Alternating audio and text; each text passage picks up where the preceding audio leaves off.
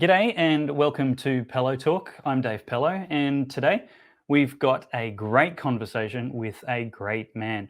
I've just made this up. I haven't heard him called this by anybody else, but I think it's fair to call him Mr. Pro-Life, Australia's Mr. Pro-Life. He has a long history of standing up for the unborn, and perhaps most significantly recently, he has been identified by the Liberal Party as persona non grata, somebody who needs to be kicked out of the Victorian Liberal Party, excommunicated entirely, because he is pro-life, because he prayed for an end to abortion. The audacity!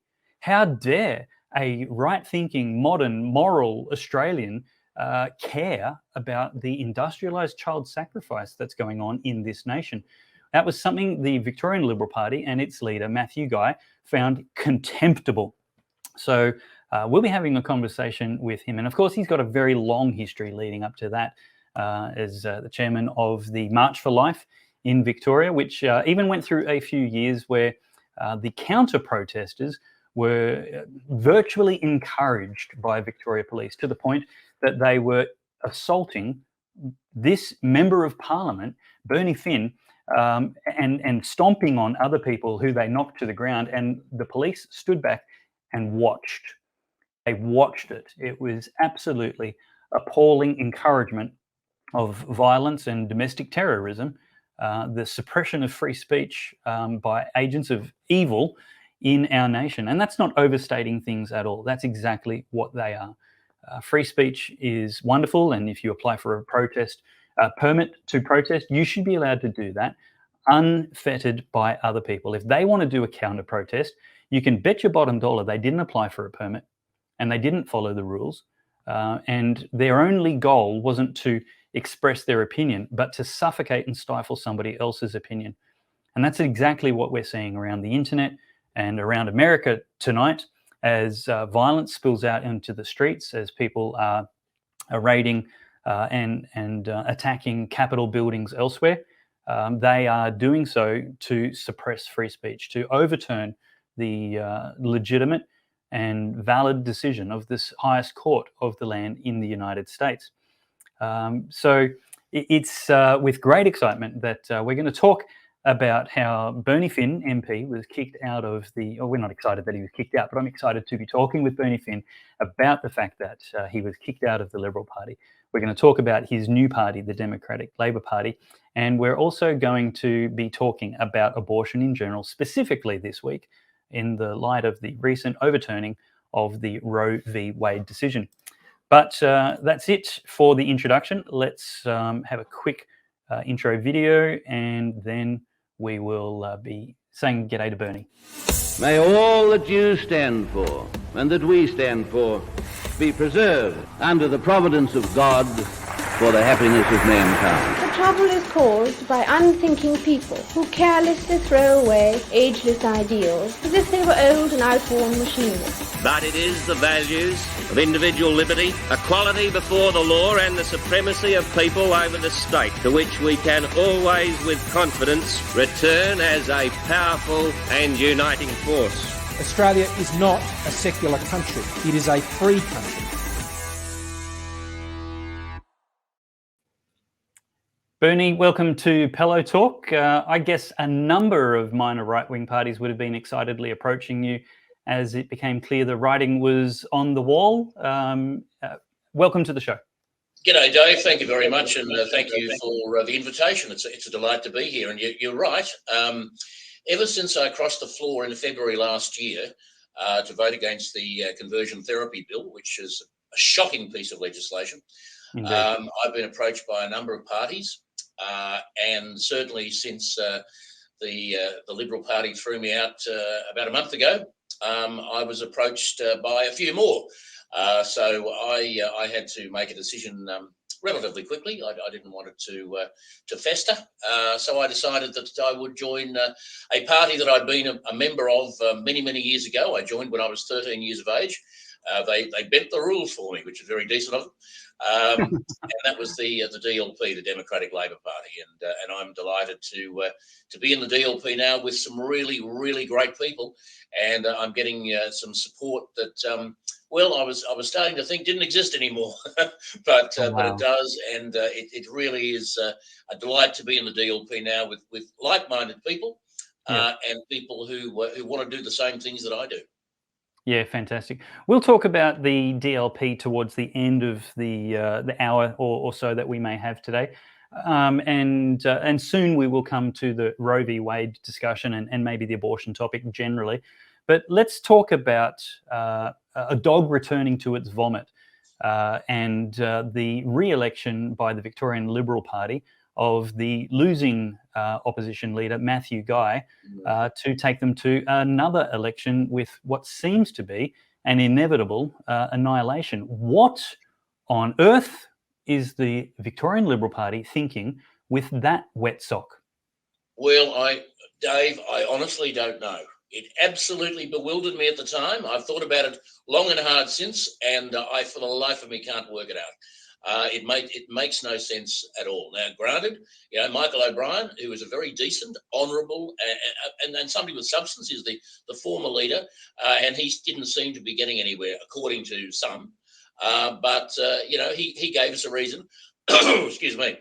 He gave us a reason to exist, to think that we had a reason to keep going.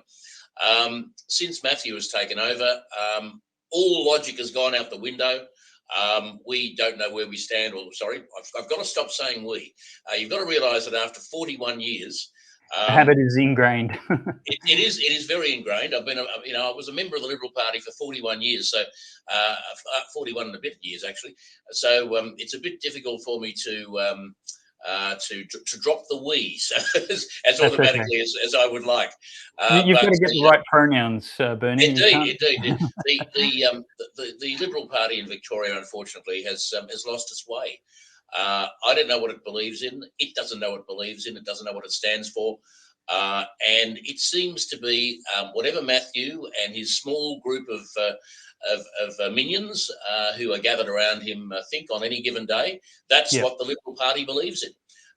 And I think it's just tragic. The people that I feel sorry for are the rank and file of the party, most of whom are good, solid Conservatives. Yep. And they're looking at what's happening in Spring Street now, and they're saying, "What is going on here? What is our leader doing?" And I think that's a very good question. They're entitled to ask that. We've had. Let's start with the last Victorian election 3 years ago.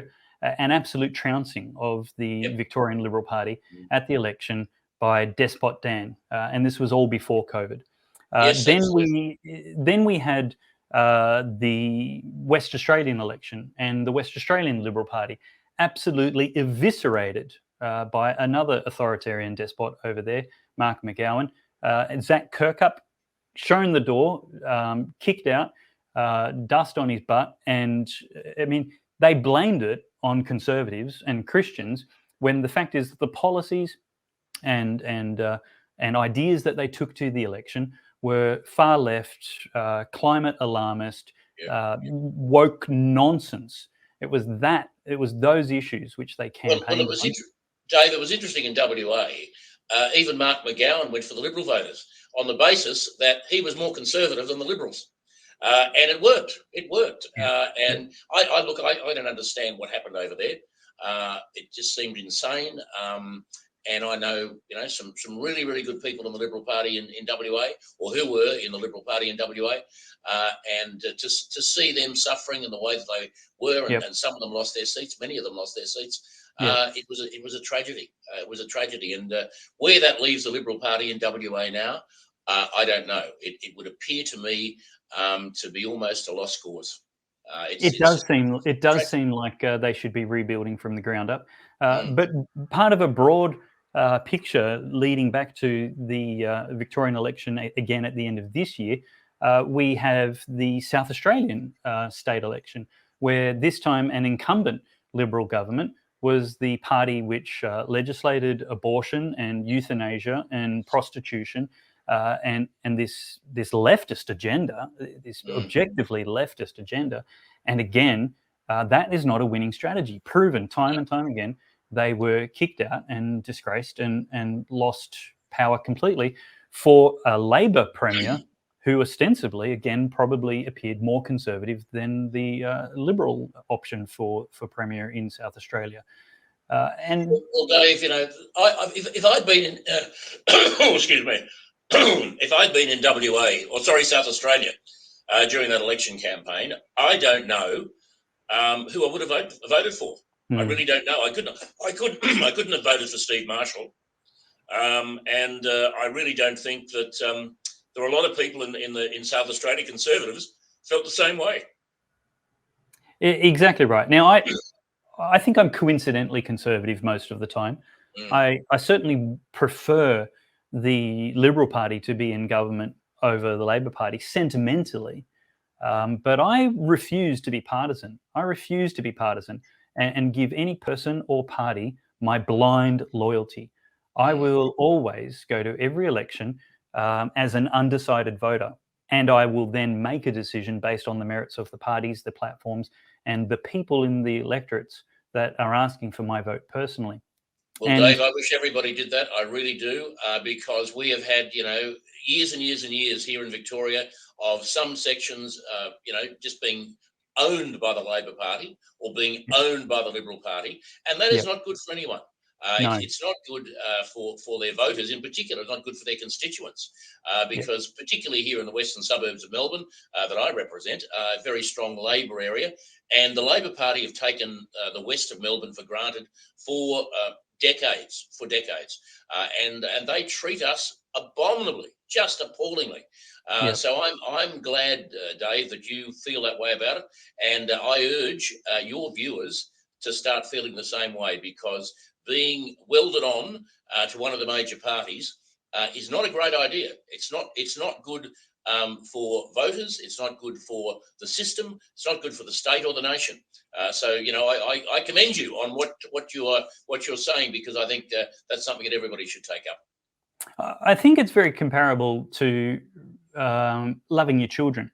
And so I love and I don't want to over metaphor the love I have for a party, but to a lesser extent, actually, let me just get this clear.